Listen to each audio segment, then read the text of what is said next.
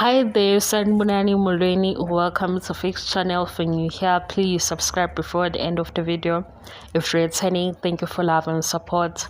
I appreciate you. Thanda isithembu esikaneze sithembu ngaze ngangena ekukhulumeni. Hawu.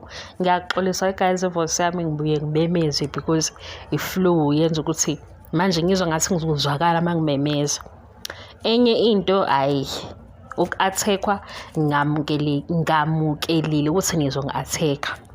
Lana ngithe previous video uTirelo lento yakhe uthi sekukhona incwadi uqamba amanga.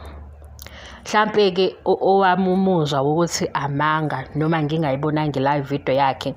Ngibuka ukuthi ku season 2 nje ama-girlfriends kaMpumelelo sibabale bonke ba-experience i-bullying ngendlela exakile. Why? Lo mjolo njengoba ukhona ku-TV.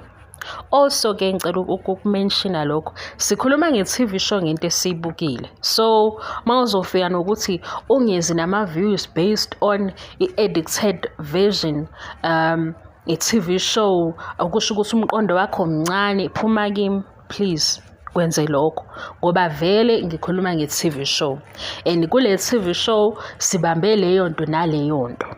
I-bullying ethole uTirelo ku season 2 ukube abazali bakhe ngempela bathi abukho ke ubuhlobo ngendlela le yokulobola, abafuni ukuthi elotshola uTirelo. Why TV? Ngoba abazali bakhe bayazi ukuthi ku season 2 ngesimo sokuthi uMpumelelo unjani. Ngizwa guys, uMpumelelo oyinkinga.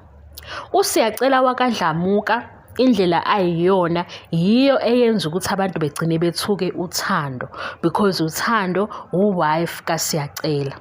Usiyacela njengoba eyisithuphethu abantu babuza kuThando njalo ukuthi wena Thando kanti wawuboneni kuSiyacela, aphendule. The more uSiyacela enza izinto ezingasanga ezingalungile, behavior kabi, edelela enjani la kutholakala khona uThando ubuzwa ngoSiyacela. Into efanayo ke nakuSibindi. Kodwa lena ke ukuthi uTirelo uyakhompyutha nama-girlfriends kaMpumelelo akhona nangekho, sibuka indlela a-behavior ngayo ngokwe-social media nakwi-TV show makukhona into uMpumelelo ayenza komunye. Ake ngikhulume ngoNosipho. uNosipho Cele uvelile noSibindi, wambamba uSibindi ngesandla wathi inkomo zasekhaya zakaphumi, kodwa wena uzokhuluma nabantu bakini. Ngokuthi ke uMpumelelo ukhulumile noNosipho Cele wambeka engathi uyena ozoba umamkhulu. Ukuba uNosipho ufika manje athi njalo uMpumelelo wayezongilobola noma aphendule umbuzo onjalo ku-social media, sizo-assume ukuthi usekhompyutha nalo oselotsholiwe. Yingakho-ke nakuTirelo sisho njalo ngoba manje indaba isingalo ofikayo. Lo ofikayo sekubabaza ukuthi hawu kwashesha kuye, yena usefika nokuthini kwi-live video yakhe useveza ukuthi ikhona incwadi eyashiwa kubo. Nami ke sengibuza ukuthi hawu abazali bayeke ingane le ihambe iye le eMzumbe iyohlala nobaba uMseleku abuze izinto azenzayo, kodwa bona egameni lokuba abazali bakwazile ukuthi no, ilobolo hayi manje. Why bengamprotect futhi mase kuza na ku-TV show? Because manje masimbuka ku-TV show sesimbuka ngathi uyi-clickbait yale TV show because sesiyazi ukuthi kuyo khona isikhathi eside. Into ezokwenza uMpumelelo entsha kuzogowa yena because yena usebekezele. Ingane zakaMseleku zigoqe izandla ngezingane zesithembu mawubuka ku-social media. Obusy nini uTirelo ongathi uphusha le show kodwa umsebenzi ke. Ningangizwa kabi ngokubeka lembono yami engiyibekayo ngale TV show engiyibukile. Eyomqondo omkhulu noma omncane hayi anginankinga as long as singabanga ivoice. Nginenkinga kulezi insuku kunenkinga yokwamukela ukuthi ivoice yami nje nayimo enye nje sibuka lokho ukuthi hawu kwaze kwaphakama i-production team yakuzingane zesithembu ngenxa yokuthi i-bullying ibingasalawuleki. Siyazi ukuthi asifani siyabantu. Ngesikhathi uMpumelelo enza kabi, abanye baba nama-comment ukuthi kodwa nala mantombazane ayizilima, uyabo.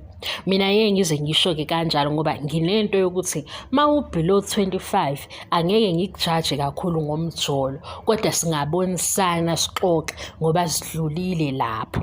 Ngesikhathi-ke laba bebekhona uMpumelelo elokhu enza lezi zinto zakhe engahloniphi nani, kunemibuzo ama-comments kwaze kwaba too much, kwaba ne-bullying. Ayigcinanga kuTirelo kuphela, yathelela nepage lengane ngoba ipage lengane engathi nje ulivalile. Manje sengibuka ukuthi ifamily iyamprotector, ayilifuni ilobolo, fine.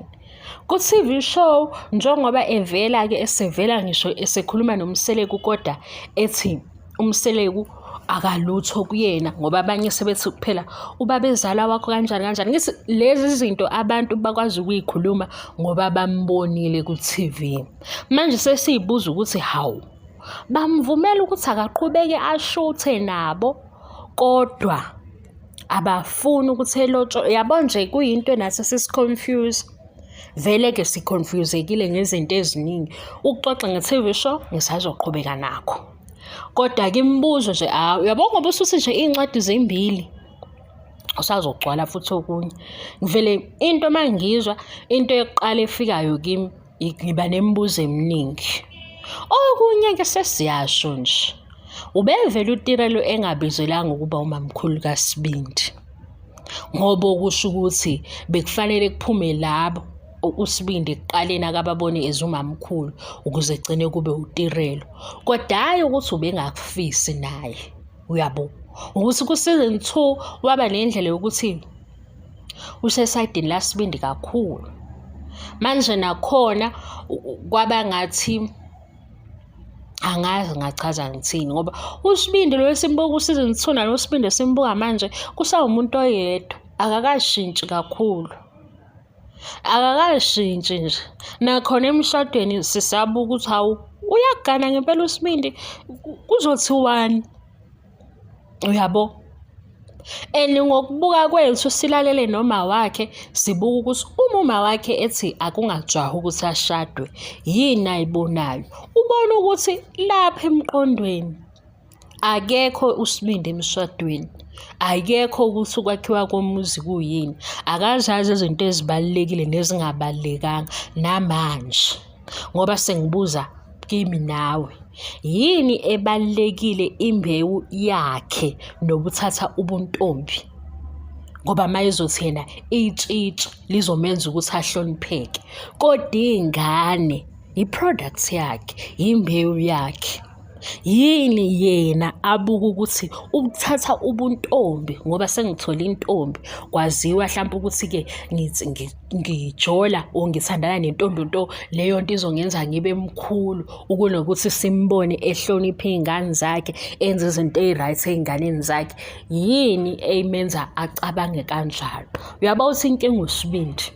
Kodwa manje uzofika-ke la uthi shuthi uTirelo uyamzonda.